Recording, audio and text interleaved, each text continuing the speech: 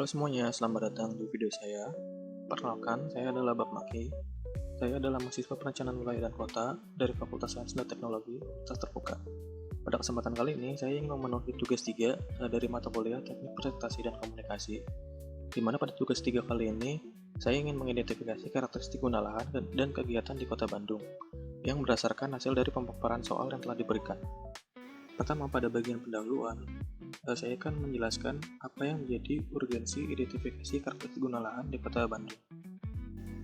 Sebelum itu, saya akan terlebih dahulu menjelaskan tentang perkembangan kota yang menjadi dasar dari studi kali ini. Terdapat dua bentuk dasar perkembangan kota menurut Wikipedia tahun 1968, yaitu pertumbuhan dan transformasi.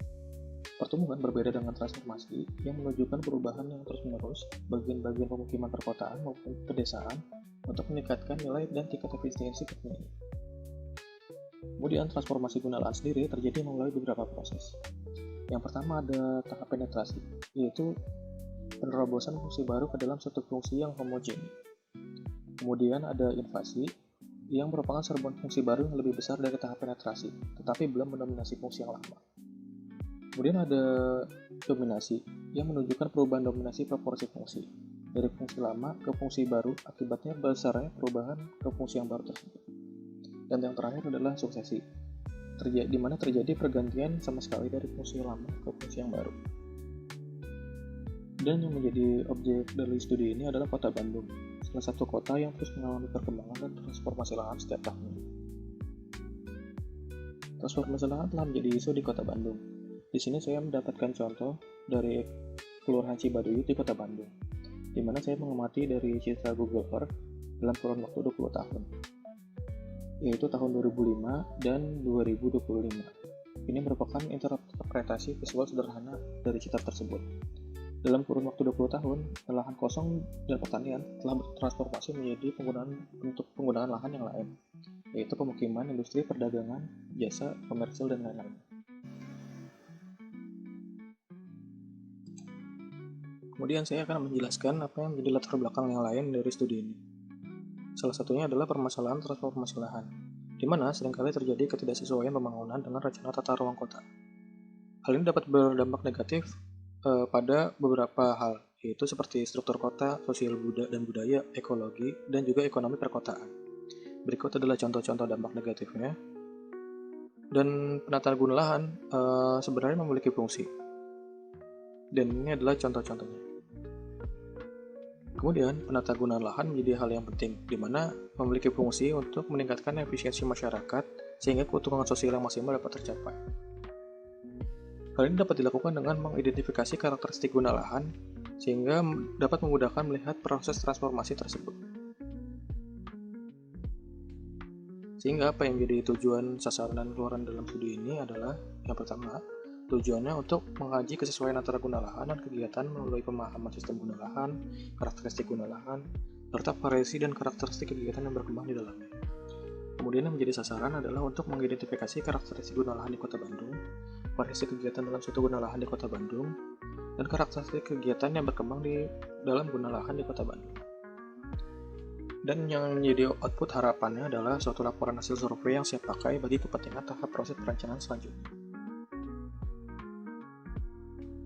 Kemudian pada bagian metodologi yang akan digunakan dalam memproses identifikasi karakteristik guna lahan di Kota Bandung. Pendekatan yang akan digunakan dalam penyelesaian pekerjaan survei yang pertama adalah memahami dan merumuskan masalah survei sebelum pelaksanaan. Kemudian mengidentifikasi dan merumuskan kebutuhan data, menentukan populasi dan sampel, memilih, menyusun, dan menggunakan perangkat survei, menentukan target area yang akan disurvei, melaksanakan survei sesuai etika survei, mengolah dan menampilkan data hasil survei, dan melakukan interpretasi awal terhadap data yang diperoleh.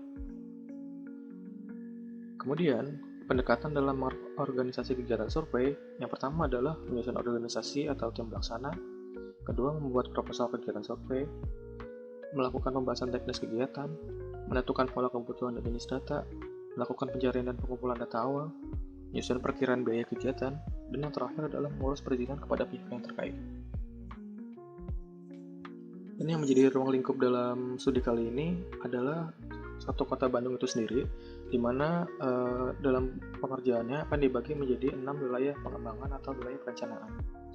Wilayah perencanaan ini dibagi berdasarkan undang-undang. Pembagian ini didasarkan pada Peraturan Wali Kota Bandung Nomor 29 Tahun 2024 tentang Rencana Detail Tata Ruang dan Peraturan Zonasi Kota Bandung tahun 2024 dan 2044. Pada dasarnya, pada RDTR itu sendiri terbagi menjadi 8 wilayah perencanaan. Namun, dalam hal ini, untuk wilayah perencanaan 5 dan wilayah perencanaan 6 merupakan gabungan dari 2 wilayah perencanaan. Di mana wilayah perencanaan 1 adalah SWK Bojonegara. SWK adalah singkatan dari subwilayah kota.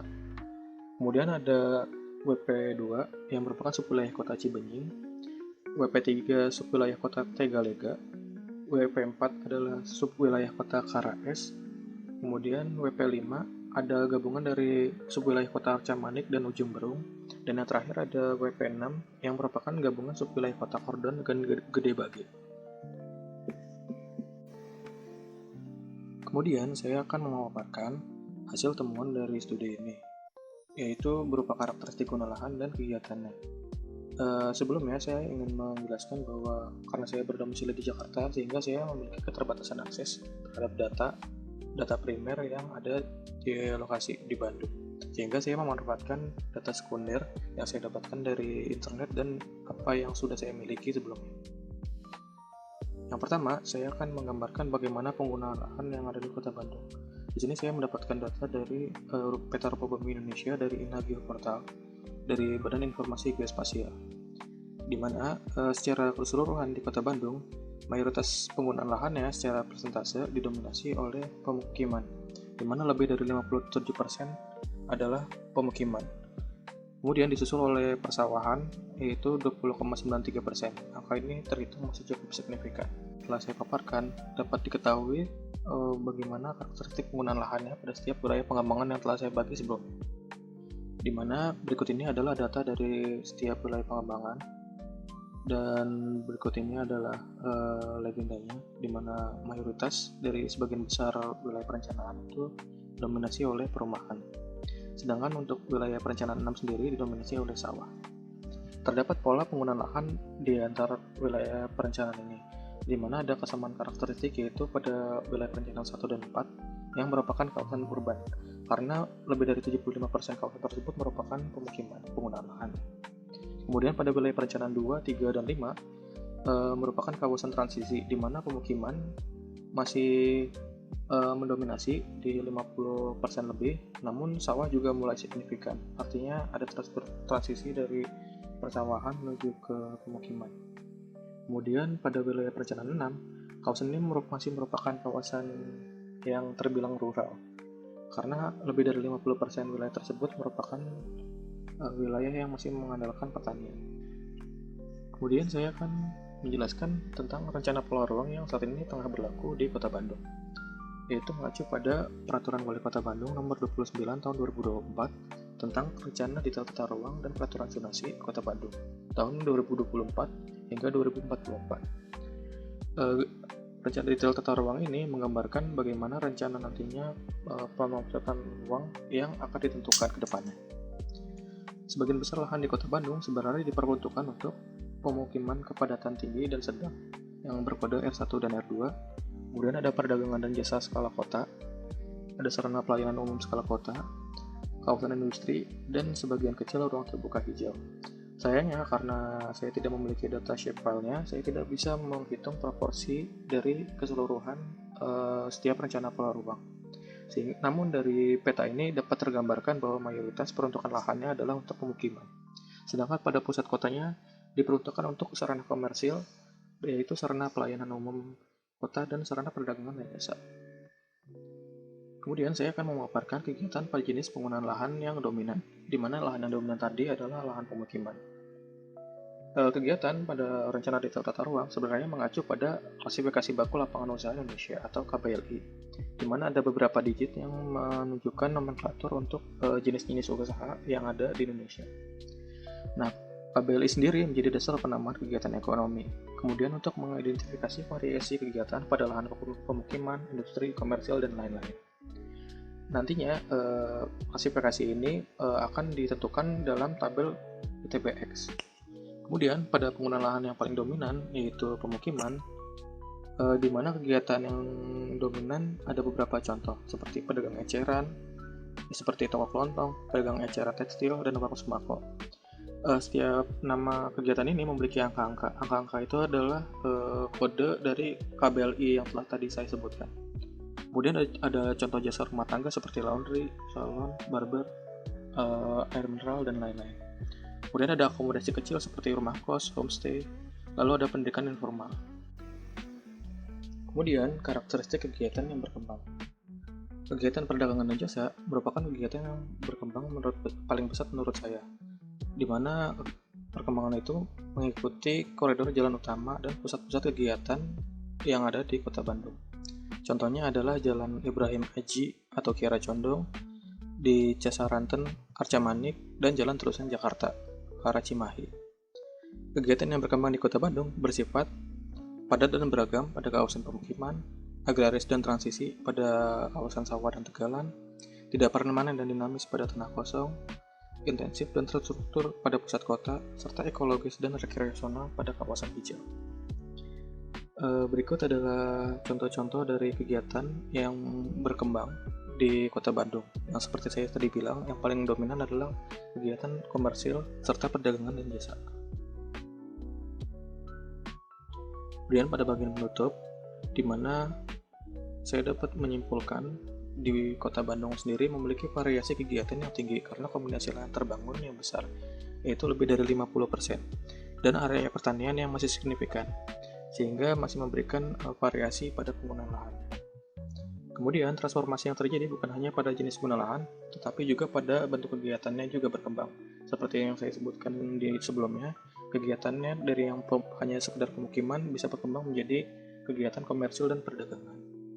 Kemudian, variasi kegiatan yang terbesar muncul pada jenis penggunaan lahan pemukiman. Lalu kegiatan komersil menjadi kegiatan yang berkembang pesat, terutama pada pusat kegiatan wilayah dan jalan dengan aksesibilitas yang tinggi. Dari hasil-hasil tersebut, pola variasi mencerminkan adanya tekanan urbanisasi, pergeseran fungsi lahan, serta dinamika dalam ekonomi masyarakat. Sekian pemaparan yang bisa saya sampaikan tentang karakteristik guna lahan di Kota Bandung, serta beberapa kegiatan yang ada di dalamnya. Kegiatan ini dilakukan untuk memenuhi tugas 3 mata kuliah teknik presentasi dan komunikasi.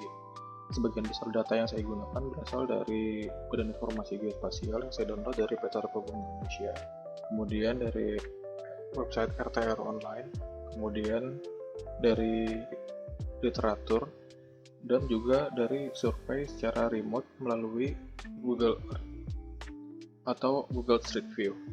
Kurang lebihnya mohon maaf, terima kasih telah menonton.